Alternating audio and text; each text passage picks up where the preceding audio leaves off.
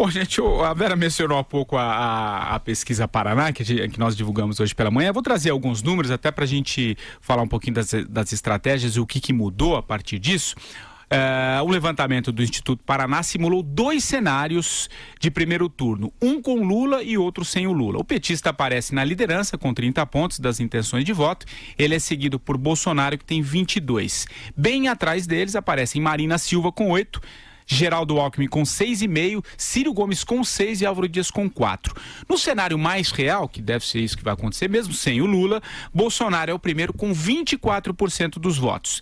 Marina Silva é a segunda com 13, Ciro tem 10, Alckmin 8,5, Álvaro Dias 5 e Fernando Haddad aparece com 4. Depois tem um outro recorte aqui que eu trago um pouquinho mais à frente, que é exatamente o que as pessoas que participaram desse levantamento, quem elas acham que estará no segundo turno. O que você achou desses números, Vera? Achei mudou muito também, que não mudou muito em relação ao Bolsonaro e não mudou nada em relação ao Alckmin. Pelo contrário, ele aparece numa situação bem tímida ali.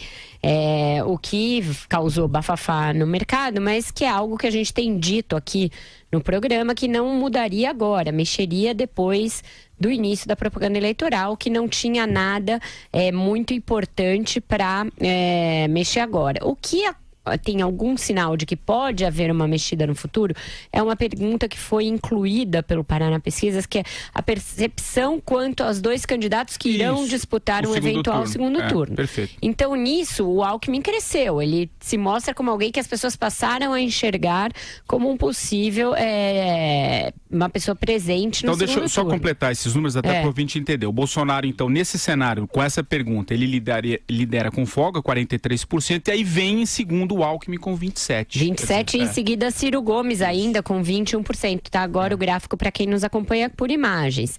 Então, esta percepção de quem estará no segundo turno ainda não leva em conta o Haddad como um receptor dos votos do Lula, um alvo de transferência do Lula. Mede um pouco do recall do Ciro como alguém ainda identificado com a esquerda, também. E a Marina também e tal. Mas o Alckmin, nesse cenário, é o que se mostra mais descolado das suas intenções de voto. Num sinal de que o eleitor enxerga a aliança que ele formou com o Centrão como algo importante para lhe dar a musculatura capaz de ir ao segundo turno. Então, por hora é isso que a gente pode extrair da pesquisa do Paraná, Patrick. O que você acha, Andreasa? E só os que não sabem, nesse caso, 30% também é um índice alto. Vai lá. Patrick, eu não vou reclamar não, tá? Não tô reclamando. Mas realmente eu cheguei no estágio, Marcelo Madureira, de já não aguentar mais comentar pesquisa eleitoral. Não porque eu acho que elas não são importantes, mas porque são muitas e elas todas mostram o mesmo cenário amarrado. E os motivos da amarração são óbvios.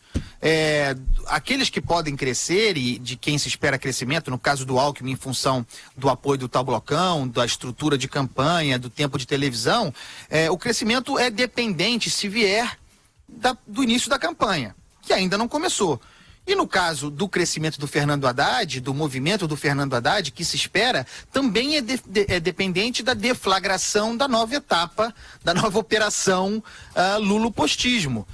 Aquele em que haverá a investidura do Fernando Haddad como candidato do sujeito. Até lá, é isso aí, o Lula está ancorando esse cenário, a variável está travada, as coisas não vão andar.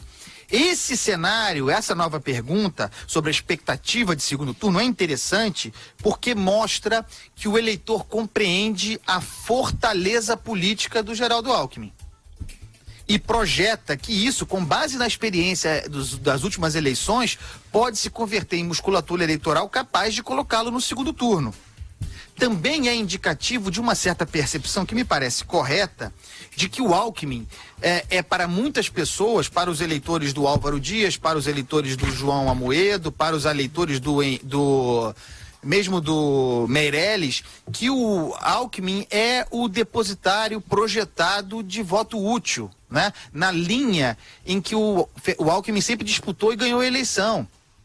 Nunca foi o querido dos eleitores, nem a primeira opção. Ele é para muitos dos eleitores, e esse me parece espelhar, esses números me parecem espelhar isso, o menos pior, né? O famoso resta um. O Geraldo Alckmin é o resta um do jogo eleitoral brasileiro. E isso parece... Essa pergunta é interessante. Vai lá, Madu.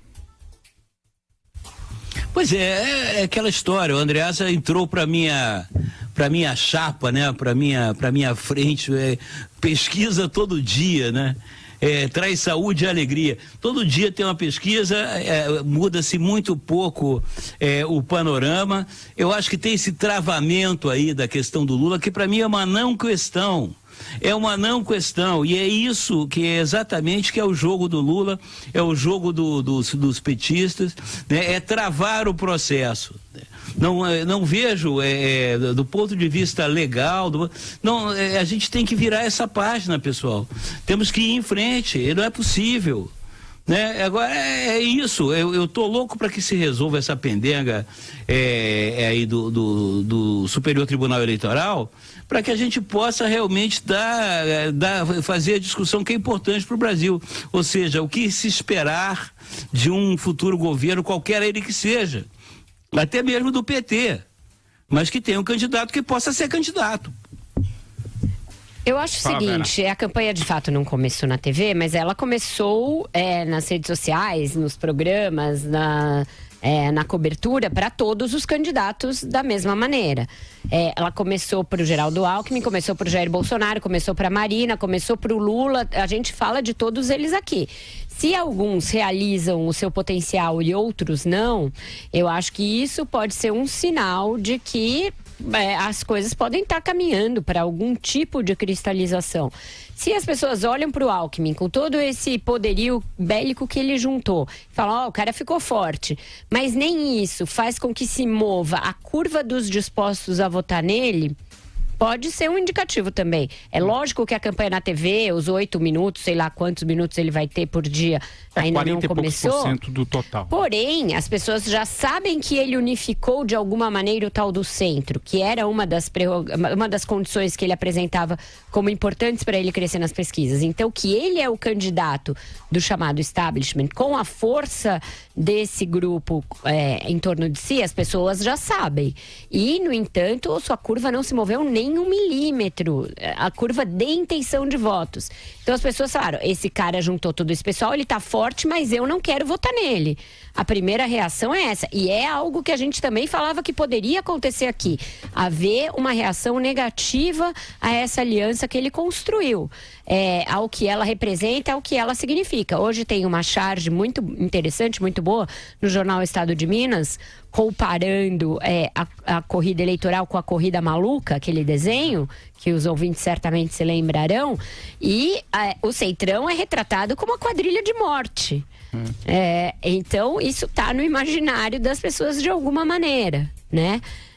Então, eu acho que o fato das pessoas enxergarem que o Alckmin ficou forte e nem assim ele subir nem 1 ponto percentual que seja, é um sinal de que as coisas não serão automáticas e não serão simples e que pode faltar tempo. Eles estão deixando para confrontar o Bolsonaro quando começar a TV, e isso me lembra muito a estratégia das pessoas aqui em São Paulo, dos adversários do João Dória, que falavam, não é bom ir contra o Dória para o segundo turno, porque aí a gente moe ele, desconstrói. O que aconteceu foi que o João Dória ganhou no primeiro turno. Então, adiar muito os confrontos com olho numa estratégia pura e simples de prancheta, eu não sei se resolve a complexidade da eleição de 2018. O que você acha, Andreasa, do que disse a Vera? Que eu, pensando até em função do prazo muito curto, né? A gente está em menos de 2 meses, 1 mês e meio praticamente da eleição, numa corrida de 100 metros, para você passar no final, você tem que estar um pouco próximo também, não adianta estar tão distante num período tão curto, né? Enfim, o que você pensa disso que disse a Vera aqui? Eu acho interessante a gente debater também. Patrick, tudo isso faz sentido, mas eu continuo insistindo na tese de que as chances do Geraldo Alckmin, todas elas, uma vez que ele conquistou esse potencial político do Centrão, dependem do início da campanha. Então, agora, nesse momento, esperar que, nesse momento em que a campanha oficialmente ainda não começou, nesse momento que a campanha ainda está no mesmo lugar onde estava antes, em rede social, em entrevista ali, em debate acolá, sem o início autorizado do uso das máquinas e do tempo de televisão, me parece impossível, nem ele mesmo projetou assim, cobrar crescimento do Geraldo Alckmin.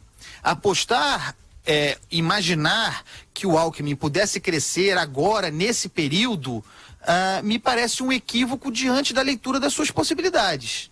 Eu não tenho dúvida de que ele, uma vez iniciada a campanha, crescerá competitivamente. Aí a gente entra numa outra discussão, essa sim pertinente, tem tudo a ver com o que a Vera disse. O tempo é curto. Será esse crescimento, o ritmo desse crescimento que virá suficiente para fazê-lo se colocar entre os 2 primeiros? Aí é outra discussão, porque também depende da perda de votos dos adversários. Essa corrida que você fez referência tem uma variável que tem que ser considerada. É o sujeito acelerar contando que o seu adversário canse também, que perca a intensidade. Não basta simplesmente para o Alckmin, no caso específico do seu adversário direto, que a meu ver é o Jair Bolsonaro, não basta ele simplesmente crescer. Ele precisa crescer comendo o chão do adversário. O Bolsonaro precisa ter algum nível de desidratação, precisa cansar. Crescer simplesmente talvez não baste. Agora, insisto, esperar crescimento do Geraldo Alckmin com base no apoio do Blocão agora é impossível, porque não é isso que o Blocão agrega. A força do Blocão está projetada no início de campanha. Tem sido assim desde sempre, a se verificar se neste caso com intensidade necessária para o sujeito avançar. E aí, Madu, o que você acha dessa discussão? Você acha que, por exemplo, o Alckmin já deveria ter subido pelo menos um pouquinho a partir dessa aliança com todos esses partidos, ele que terá todo esse tempo aí de TV? O que você acha dessa discussão? É óbvio que, apesar de eu achar que a televisão não vai ter um peso tão grande e a tendência no futuro é ter cada vez menos peso televisão aberta nas campanhas, em contraposição às redes sociais, é óbvio que quando começar a campanha, o horário eleitoral gratuito, os eleitores vão todos desligar a televisão. Quer dizer, aqueles que... Mas enfim, falando sério agora, tende realmente a, digamos assim, recrudescer a campanha. Mas falando sério agora, o seguinte... a gente está tratando disso como se fosse realmente a corrida maluca, né? A Penélope Charmosa, o Dick Vigarista, aliás, tem vários Dick Vigaristas, hein, Vera? Tem um montão. Agora, eu acho que a Penélope Charmosa seria a Marina Silva, né? Ela é. Então, mais para Penélope e menos para Charmosa. Mas, pelo amor de Deus, fique só nela. Hoje, essas eleições vão se realizar em circunstâncias muito especiais no Brasil, né? O Brasil vive uma grande anormalidade. O Brasil hoje é uma nação deformada, né? Onde todos os dias acontecem absurdos enormes, atingindo as principais demandas do povo, na segurança principalmente, no emprego, na saúde, na educação. Isso vai exige dos candidatos manifestações muito incisivas, imediatas e propositivas, se possível, coisa que não vem acontecendo. Que a gente fica aqui debatendo, né, se fulano vai descolar, se vai descolar e decolar, se vai descolar e afundar, né, como o Ciro Gomes. Enfim, o que é isso? Isso, para mim, são sintomas do quê? Da capacidade que os candidatos têm de darem as respostas as mais rápidas e adequadas possíveis às solicitações que você tem hoje da vida real. Né? Se você abre hoje a internet aqui, acontecem absurdos no Brasil a todo momento. E você tem que ter a parte dos candidatos que eles se manifestem. Né? E aí que vai definir, né, o que vai ocorrer na tal corrida presidencial. Fala em Alckmin, ele foi depor hoje, né? Exato, um revés aí para ele tentou despistar a imprensa, entrou pelos fundos, foi depor no inquérito que apura a suspeita de Caixa 2 em suas campanhas. Aí depois falou que é um dever de todos que estão na vida pública prestar contas, Patrick. E só lembrando uma coisa que o Andreasa falou, que ele sempre foi o resta um. Não é bem assim. O Geraldo Alckmin, às vezes que ganhou eleições, ele era o incumbente, ele tinha a máquina e ele era hegemônico. O PSDB era hegemônico em São Paulo. Às vezes em que ele perdeu, ele era o desafiante, por assim dizer, na Prefeitura de São Paulo, quando insistiu em ser candidato a despeito de ter um aliado ali, que era o Gilberto Kassab, e na presidência em 2006. Então, ele não é um candidato bom de largar atrás. Nas vezes em que largou atrás, não deu esse sprint final. Ele venceu todas as vezes em que tinha a vantagem de disputar a reeleição ou de vir de um governo que o PSDB já detinha, como em São Paulo em 2010, etc. E no caso, quando ele foi candidato à prefeitura, nem ao segundo turno ele foi. Não foi. Alguma coisa, Agora, Andreasa, naquele pique Patrick, pra gente ir pra nossa parada? Claro. Claro. É porque essa corrida agora é para chegar ao segundo turno. E a lógica do Resta 1, que eu acho que é muito associada a ele, mesmo nesses casos em que ele venceu com tranquilidade, é porque as pessoas não apreciam, não admiram o Geraldo Alckmin, não tem nenhuma relação de afeto por ele. É um voto útil, é um voto, vai nesse aí mesmo. E eu acho que é assim que ele se elege sempre.